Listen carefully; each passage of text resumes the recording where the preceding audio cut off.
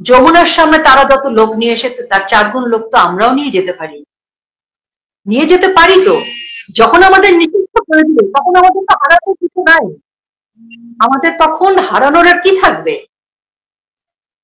কিন্তু আমরা বঙ্গবন্ধু কন্যার আদর্শে রাজনীতি করতে চাই, তার যে নির্দেশ, তার যে ইশারা, সেটা আমরা জানি। তিনি এখনো শান্তিপূর্ণ, সভ্য, সাংবিধানিক প্রক্রিয়ায় আইনগতভাবেই তিনি কাজ করতে চান, আন্দোলন করতে চান। তিনি এখনো সংবিধানের ভেতরেই আছেন। তিনি যতবার হত্যার বিচার চেয়েছেন, তিনি যেভাবে জুলাই আন্দোলনে যারা মৃত্যুবরণ করেছে তাদের বিচার করতে চেয়েছেন, যেভাবে তদন্ত করতে চেয়েছেন, আজকে 9.5 মাসে উনারা যে ছাত্রদের লাশের উপর দিয়ে ক্ষমতায় এসেছেন, কেন ছাত্রদের বিচারটা ঠিক মতো করতে পারছে না? কেন ছাত্রদের হত্যার রিপোর্টটা ঠিক মতো দিতে পারছে না? উনারা তো আসলে এগুলো করতে আসেননি। উনারা বিডিআর হত্যা কেন ঠিক মতো তদন্ত করতে পারলো না? বিচারটা সুষ্ঠুভাবে করতে গেলে প্রথম আগে জানতে হবে ডেড বডিটা, ফরেনসিক রিপোর্ট করতে হবে, জানতে হবে সে কিভাবে মারা গেছে। সার্জিস আলমের কিসের আপত্তি যে লাশ উত্তোলন করা যাবে না? এটা তো আমাদের দেশে বহুবার ঘটেছে। প্রথমত তারা জানে আসলে হত্যাগুলোর পেছনের কারণ কি, তারা সত্য ফাঁস হয়ে যাবে, জনগণের হাতে তারা আসলে তাদের যে মব বাহিনীর যে কালচার তারা তৈরি করেছে, প্রথমে তারাই ওই কালচারের মধ্যে পড়ে যাবে।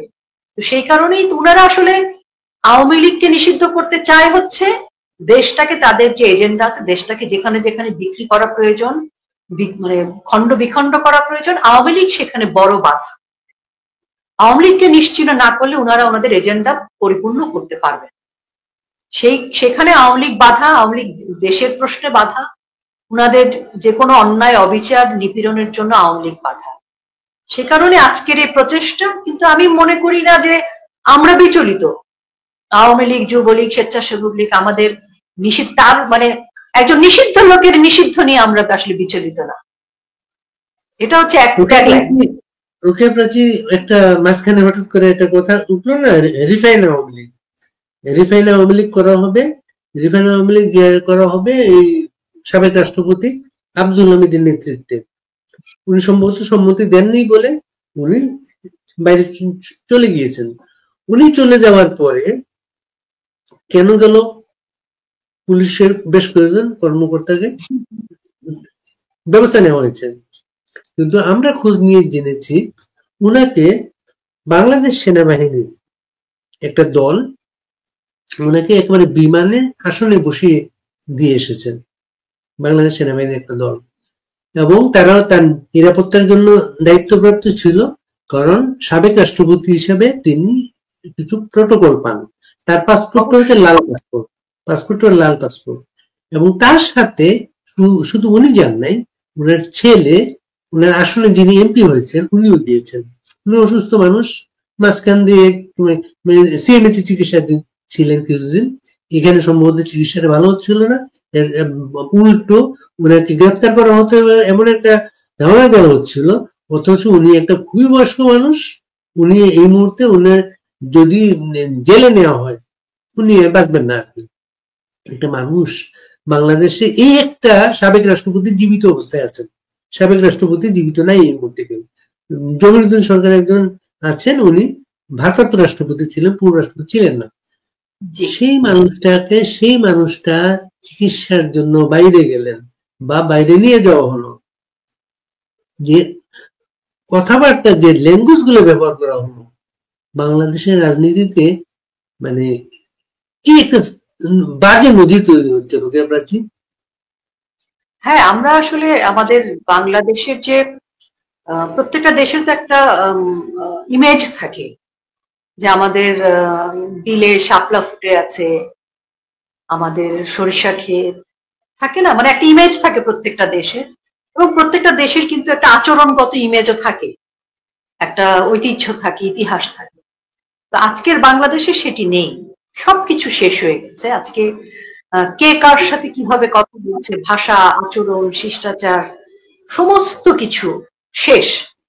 এই শেষটা হয়েছে জুলাইতে, যখন আমাদের ছোট ছোট ছেলে মেয়েরা রাস্তায় নেমেছে, যখন সেই ছেলে মেয়েদের মধ্যে টোকাই, কিশোর গ্যাং, জঙ্গি, সন্ত্রাসী, ড্রাগস এবং নানান কিছু মিশে গেছে।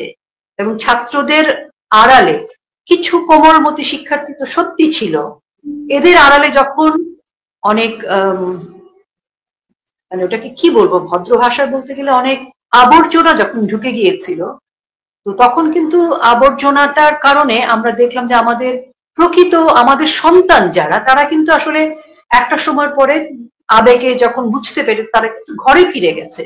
আমরা তখন দেখলাম যে বাংলাদেশের রাজপথে শিক্ষার্থীদের মুখোশে জঙ্গি সন্ত্রাসীদের।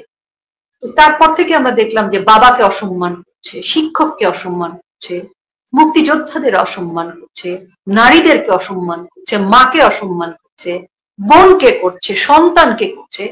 তার মানে আমরা একটা অসম্মানের সংস্কৃতিতে ঢুকে গেলাম। পুলিশ হত্যা হচ্ছে, সেনাবাহিনীদের অসম্মান করছে, তাহলে আমাদের থাকে কি একটা দেশে? এবং আমরা দেখেছি আমাদের এখনকার যিনি মহামান্য রাষ্ট্রপতি, তাকে নিয়েও কিন্তু তারা অনেক অশোভন আচরণ করেছে। হ্যাঁ, মুক্তিযোদ্ধা এবং আমাদের আইন বিচার বিভাগ সবকিছুকে অসম্মান করা, থানা পুড়িয়ে দেয়া, তার মানে সকল ইনস্টিটিউট, সকল বিশেষ জায়গাগুলোকে অসম্মান করা। এবং সাবেক মহামান্য রাষ্ট্রপতিকে আমরা দেখেছি ওনার বাড়িঘর পুড়িয়ে দেয়া, ভাঙচুর করা, ওনাকে মামলা দেয়া। তো অসম্মানের সংস্কৃতিকে ডক্টর মোহাম্মদ ইউনূস সাহেব মানে একদম সম্পূর্ণভাবে উনি প্রতিষ্ঠিত করেছেন। তো সাবেক রাষ্ট্রপ্রধান মহামান্য রাষ্ট্রপতি তিনি কিন্তু দলমত নির্বিশেষে খুবই সজ্জন ব্যক্তি, সকলের সাথে তিনি খুব সুন্দর করে কথা বলতেন। ওনার সাথে মানে ভালো সম্পর্ক নেই এরকম কিন্তু বলা যাবে না। এরকম এলাকার মানুষ খুব মজা করে কথা বলতেন এবং এমপি হয়েছেন, ধারাবাহিক কোনোদিন নির্বাচন হারান নাই তো না। উনি ভীষণ মানে পপুলার, ভীষণ মানে মানে ভীষণ অসাধারণ কোন মানসিকতা। তো সেরকম একজন মানুষকে উনি, উনাকে যেভাবে উনাকে নিয়ে কুৎসা রটানো হয়েছে, উনাকে অসম্মানিত করা হয়েছে, ঘর বাড়ি পোড়া হয়েছে, মামলা দেয়া হয়েছে। এবং আজকে যখন উনি বিদেশে গেছেন সেটা নিয়ে কথা হচ্ছে। দেখেন, ওনার বিরুদ্ধে তো দেশ ত্যাগের কোনো নিষেধাজ্ঞা ছিল না, আমি যদি আইনের প্রসঙ্গে আসি। তো সেক্ষেত্রে উনি ওনার পাসপোর্ট দিয়ে, উনি যে পথ দিয়ে বিদেশে যেতে হয় উনি সেভাবেই গেছেন। পাসপোর্টে উনি আমাদের এয়ারপোর্ট দিয়ে যেভাবে প্রোটোকল মেনটেন করে যেতে হয় গেছেন, ফিরবার সময় সেই প্রোটোকলেই ফিরবেন। তো যিনি একটি রাষ্ট্রের প্রোটোকল মেনটেন করে নিয়মতান্ত্রিক ভাবে বিদেশে গেছেন, সেই ব্যক্তিকে নিয়ে যখন কুৎসা রটনা করা হয় এবং স্বরাষ্ট্র উপদেষ্টা চ্যালেঞ্জ ছুড়ে দিয়েছেন যে ইন্টারপোলের মাধ্যমে ওনাকে আনতে না পারলে উনি পদত্যাগ করবেন, এরকম কথা যখন হয় তখন কিন্তু আসলে আদতে যেটা হয় যে খুব কম বুদ্ধিও যদি কোনো মানুষের থাকে তাহলে সে বুঝতে পারবে যে এই যে এখন যারা ক্ষমতা দখল করে আছেন তাদের উদ্দেশ্যটা কি।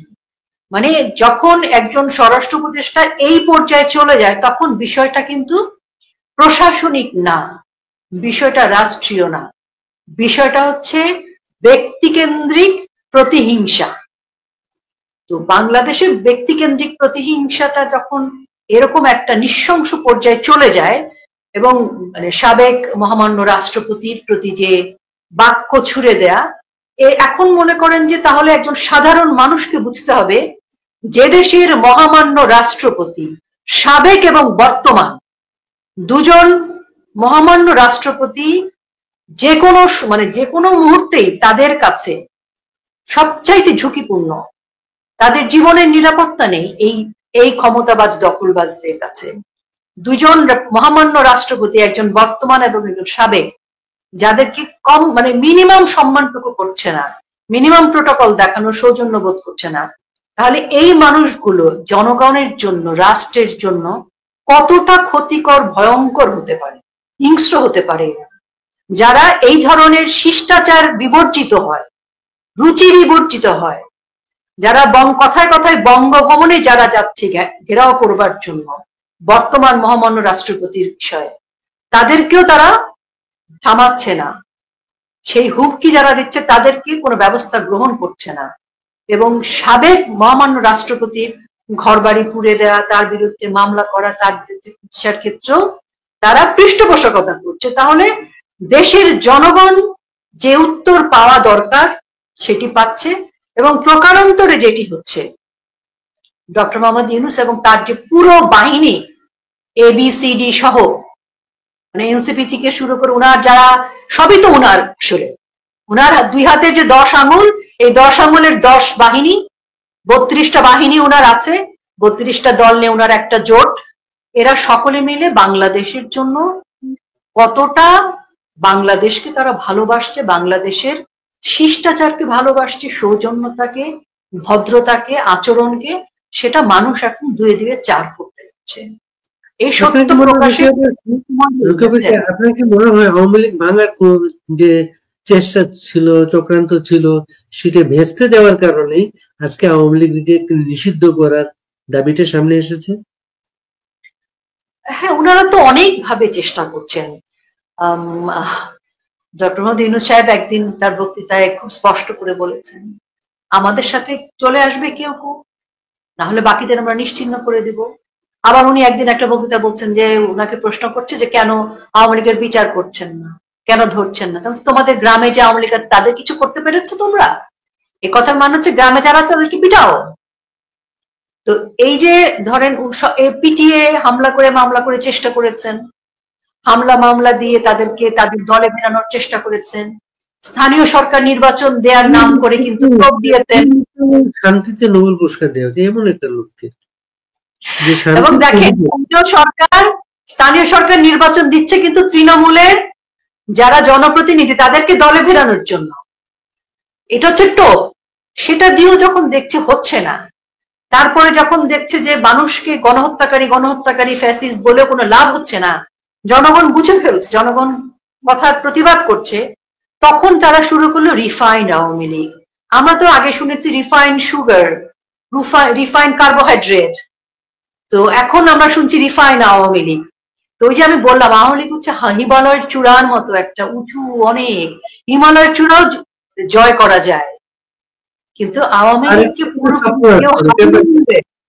আরেকটা স্বপ্ন আছে তাদের, আওয়ামী লীগকে নিষিদ্ধ করে দিলে ইলেকশনে আওয়ামী লীগের ভোটাররা তাদেরকে ভোট দেবে। হ্যাঁ, এটাও তারা ভাবছেন। তো এখন এগুলো তো অসম্ভব। আওয়ামী লীগ, রিফাইন আওয়ামী লীগ, এই যে শব্দটা উনি নিয়ে আসছেন বিদেশ থেকে, যেহেতু উনি বাণিজ্যিক একজন মানুষ, মার্কেটিং পার্সন, তো রিফাইন শব্দটা তো আসলে মার্কেটিং এর ওয়ার্ড, উনি ওটাকে ব্যবহার করছেন। তো আওয়ামী লীগ বঙ্গবন্ধুর হাতে গড়া আওয়ামী লীগ, এবং আওয়ামী লীগ পশ্চিম পাকিস্তানের রক্ত চক্ষু উপেক্ষা করে আওয়ামী লীগ কিন্তু শির দ্বারা উঁচু করে দাঁড়াতে পেরেছিল সেই সময়। ভাষা আন্দোলন থেকে শুরু করে আওয়ামী লীগের যে ইতিহাস, আজকে ডক্টর মোহাম্মদ ইউনূসের শান্তি পুরস্কার দেখে আওয়ামী লীগ শান্তিতে মেল্ট হয়ে যাবে, আওয়ামী লীগ মিশে যাবে না ওনাদের সাথে বাতাসা হয়ে। আওয়ামী লীগের জায়গায় দাঁড়িয়ে থাকবে, বরং আওয়ামী লীগ এমন একটা ঝড়, উড়ে যাবে ওনারা। রিফাইন কি আর আওয়ামী লীগে কে কি হবে, কে কি হবে না, এসব কিছু সিদ্ধান্ত নেবে বাংলাদেশ আওয়ামী লীগ। বাংলাদেশ আওয়ামী লীগের সভাপতি বঙ্গবন্ধু কন্যা শেখ হাসিনা, তাই সুস্থ আছেন। প্রত্যেকটা তৃণমূলের কর্মীদেরকে উনি 1-to-1 ফোনে কথা বলছেন, ওনার নাম সকলের। তো বঙ্গবন্ধু কন্যার যে এনার্জি, বঙ্গবন্ধু কন্যার যে মানে তৃণমূলের সাথে সম্পর্ক এবং তৃণমূলের যে শক্তি ইউনূস সাহেব দেখছেন, উনি তো মাইক্রো ক্রেডিট দিয়ে, সামাজিক ব্যবসা দিয়ে উনি সারা পৃথিবী জয় করলেও উনি এই কারিশমা, এই এনার্জি, এই ম্যাজিক উনি ধরতে পারবেন। প্রতিটা পদক্ষেপ কিন্তু প্রকাশ পাচ্ছে আওয়ামী লীগের শক্তি। যেমন এমনি তো আওয়ামী লীগকে তো কোথাও নামতে দেওয়া হয় না, তারপরও আওয়ামী লীগের শক্তিতে তারা টের পাচ্ছে। আপনি নারায়ণগঞ্জ অবস্থাতে দেখেন, নারায়ণগঞ্জের আইবি রহমান নিউজিল্যান্ডে ছিলেন। একটা, আমরা তখন সাংবাদিকতা অনেক জুনিয়র, একটা নারায়ণগঞ্জ পৌরসভার একটা নির্বাচন উপলক্ষে তাকে কিন্তু নিউজিল্যান্ড থেকে আনা হয়েছিল, আর এমন চুনকার মেয়ে, ওনাকে এখানে আনা হয়েছিল। সেই থেকে আইবি রহমান কোনোদিন নারায়ণগঞ্জের কোনো নির্বাচনে পরাজিত হন নাই। আওয়ামী লীগ মনোনয়ন দেয় নাই যে নির্বাচনে, সেই নির্বাচনেও তিনি জয়ী হয়েছেন। এটা ঘটনা শেয়ার করে সবার সাথে। আওয়ামী লীগ থেকে যে নির্বাচনে মনোনয়ন দেয় নাই, সেই নির্বাচনের রেজাল্টের 3-4 দিন আগে প্রাইম মিনিস্টার শেখ হাসিনা অস্ট্রেলিয়ার পার্থে এসেছিলেন কমনওয়েলথ সম্মেলনে। তো পার্থের মেয়র ওনার সাথে দেখা করতে এসছে। দেখা করতে আসার পরে ওই মেয়রকে উনি বলেন, উনি একজন নারী, ওই মেয়রটা একজন নারী, ওনাকে বলছেন আমরা খুব তাড়াতাড়ি বাংলাদেশে একজন নারী মেয়র পাচ্ছি, ইলেক্টেড মেয়র পাচ্ছি। অথচ আওয়ামী লীগ কিন্তু তাকে মনোনয়ন দেয় নাই, কিন্তু ওনার কাছে খবরটা আছে যে উনি জিতে আসছেন। সেই অনেক অভিযোগ, অনেক রাজনীতিবিদ অনেক অভিযোগ আছে, কিন্তু নারায়ণগঞ্জের আইবি তার বিরুদ্ধে কোনো অভিযোগ কেউ কিন্তু তুলতে পারেনি, এবং সেটা প্রমাণ কাল রাতে মানুষ দেখেছে কি পরিমাণ মানুষ পপুলার হলে এইভাবে সারা ওই পথটা আটকে রাখে। এই ঘটনাগুলা আওয়ামী লীগকে ঢোকে পাচ্ছে। আপনার কি মনে হয় ওই যে করিডোরটা মূল প্ল্যান, করিডোরের বিষয়টাকে আড়াল করার জন্য এখন এই বিষয়গুলোকে সামনে নিয়ে আসা হয়েছে? অবশ্যই, কারণ দেখেন একসাথে কিন্তু অনেকগুলো ঘটনা ঘটেছে, যে ঘটনাগুলো বাংলাদেশের সার্বভৌমত্বের প্রশ্নে কিন্তু ভীষণ গুরুত্বপূর্ণ হুমকি স্বরূপ। চিটাগং বন্দরের বিষয়টি একটি, আরেকটি হচ্ছে এই করিডোর, যে করিডোরের বিষয় কিন্তু এখন চীনও বলছে যারা করিডোরের সাথে সম্পৃক্ত না। আচ্ছা, করিডোরটা কেন দেওয়া হচ্ছে আমরা সকলেই জানি। এই করিডোরের মধ্যে দিয়ে কিন্তু আসলে লাভবান কারা হচ্ছে, আমরা আর ক্ষতি হচ্ছে কারা? বাংলাদেশ ক্ষতিগ্রস্ত হচ্ছে, কারণ মিয়ানমারের সাথে বাংলাদেশ দুটা স্টেটের সাথে স্টেটের আলোচনা হতে পারে, কিন্তু আরাকান আর্মি তো স্টেট না, নন স্টেট অ্যাক্টর। কাজে নন স্টেট অ্যাক্টরের সাথে, এবং যারা মিয়ানমারের এনিমি, তারা নিষিদ্ধ করেছে যে তিনটা সংগঠন, তার একটি হচ্ছে আরাকান আর্মি, এবং আরাকান আর্মি কিন্তু আরাকান স্টেটের শতভাগ এখনো দখল করতে পারেনি। মানে মেইন তিনটা পোর্ট এখনো মিয়ানমার গভর্নমেন্টের হাতে। তাহলে কি হচ্ছে, একটা স্টেট নন স্টেট অ্যাক্টরের সাথে একটা পলিসি মেকিং করলো, যেখানে আজকে মিয়ানমার যদি, এবং মিয়ানমার চিঠি দিয়েছে তারা এটা মানে এটা ভালোভাবে দেখছে না, কিন্তু বাংলাদেশের আজকে ডক্টর ইউনূস এবং আমাদের পররাষ্ট্র উপদেষ্টা কিন্তু এটাকে কোনো গুরুত্ব দিচ্ছে না, এটা কোনো তথ্য কিন্তু জনগণকে জানাচ্ছে না। তার মানে আজকে মিয়ানমারও আমাদের উপরে ক্ষিপ্ত। আজকে সবাইকে ক্ষিপ্ত করে কেন আরাকান আর্মিকে এই করিডোরটা দেয়া হচ্ছে, এবং করিডোর দেয়া তো হচ্ছে নোম্যান্স ল্যান্ডে। নোম্যান্স ল্যান্ড মানে ওখানে আসলে কি স্মাগলিং হবে, কি আর্মস ডিলিংস হবে, কি হবে, ওইখানে আমরা বাংলাদেশে কোনো এখতিয়ারই থাকবে না। আবার সেই করিডোর অনুযায়ী কিন্তু তারা আমাদেরকে বোঝাচ্ছে, এটা যে খলিল সাহেব বলছেন এটা নাকি প্যাসেজ, প্যাসেজ তো না, প্যাসেজ তো ডিফারেন্ট জিনিস। কিন্তু দেখেন এই যে ঘোরপ্যাচটা হচ্ছে বাংলাদেশের, এবং বাংলাদেশ দিনের শেষে ক্ষতিগ্রস্ত হচ্ছে। এই করিডোরের প্ল্যান হচ্ছে পাকিস্তানের আইএসআই প্রেসক্রিপশন। এই যে এগুলো হচ্ছে, এখান দিয়ে আর্মস যাবে, আমরা শুনতে পাচ্ছি যে কার্গো এসছে, ইউএন লেখা ট্রাক যাচ্ছে, বড় বড় আর্মস মানে এখান থেকে ওখানে পাস হচ্ছে, এই যে বিষয়গুলো। এবং আমরা দেখছি মিয়ানমারের হেলিকপ্টার কিন্তু বাংলাদেশের নাফ নদীর আশেপাশে কিন্তু টহল দিচ্ছে, তারা দেখছে। এখন ধরেন আমরা মিয়ানমারকেও শত্রু বানিয়ে ফেলছি। আবার এই যে এত কিছু ঘটছে, চিটাগং বন্দরকে উনি কোন এখতিয়ারে দিয়ে দিলেন? সেটা তো উনি দিতে পারেন না। অনির্বাচিত সরকার, ইন্টারিম গভর্নমেন্ট কোনোদিনই কোনো চুক্তি করতে পারেন না এই ধরনের। তার মানে এটা তো ইলিগাল একটা চুক্তি, করিডোরের বিষয়টা। তো উনি কিন্তু সবই ইলিগাল চুক্তি করছেন, এবং এটাকে যাতে উনি চুক্তি করে উনি যাতে এটাকে মানে কমপ্লিট করতে পারেন বা সাকসেসফুলি এই চুক্তিটা অনুযায়ী কাজ করতে পারেন, সেইটার কারণে দৃষ্টিভঙ্গিটা সরিয়ে দেওয়া হলো। আইবি আপাকে কালকে অ্যারেস্টের একটা নাটক হলো, আওয়ামী লীগ নিষিদ্ধের নাটক চলছে, এবং নাটকই চলছে। এবং আমরা কিন্তু মাঝে মাঝে কি হয়, অনেক সময় তো সাধারণ মানুষ অনেক তথ্য, যেহেতু এখন আমাদের গণমাধ্যমের কোনো স্বাধীনতা নাই, অনেক তথ্য পৌঁছায়ও না, তথ্য আবার ভুল ভাবে যায়। যেমন একজন আমাকে বলছিলেন যে আপনারা করিডোর বলছেন আওয়ামী লীগের লোকজন, কিন্তু ওরা তো বলছে প্যাসেজ দিচ্ছে। তেমন ভাই প্যাসেজ মানে হচ্ছে এক্সপোর্ট ইম্পোর্ট করার জন্য একটা জায়গা, যেখানে দুই পক্ষেরই আলোচনার সুযোগ আছে। আর করিডোর মানে একটা নোম্যান্স ল্যান্ড, ওখানে তো কোনো এখতিয়ার নেই, এটা কোনো এখতিয়ার নাই। ওখানে কি হবে, ওখানে ইলিগাল ড্রাগস যাবে, আর্মস যাবে, কি যাবে, আমার দেশই তো ধ্বংস হয়ে যাবে। তো এই যে এই ধরনের কর্মকাণ্ড করছে, আলাদা রাষ্ট্র করে দিচ্ছে তাদেরকে, আবার এনআইডি করে দিবে, পাসপোর্ট করে দিবে, এগুলো তো আসলে এখতিয়ারের মধ্যে পড়ে না। এখন এইসব প্রশ্ন যাতে না উঠে, আওয়ামী লীগ যাতে এই বিষয়গুলো অনেক বেশি ফোকাসে আনতে না পারে, সেজন্য আওয়ামী লীগকে চাপে রাখতে।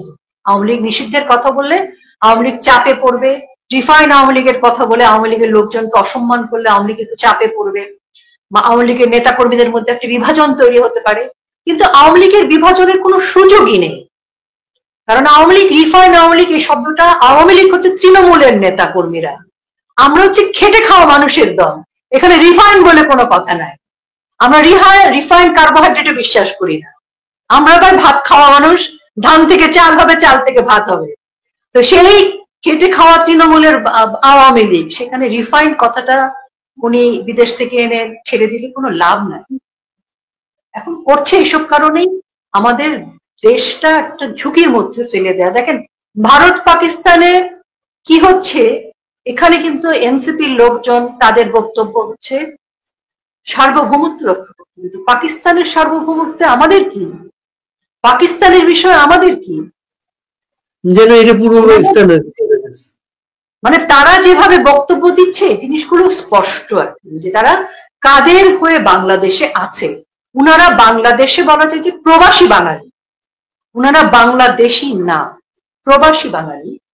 বাংলাদেশে উড়ে এসে জুড়ে বসেছে, তাদের জন্মের ইতিহাস, পারিবারিক ইতিহাস, কিংবা তাদের কার্যকলাপের ইতিহাস, তারা যে কাজ করছে, রাষ্ট্রদ্রোহী কাজ করছে, সেই ইতিহাস অনুযায়ী তারা আসলে বাংলাদেশের না।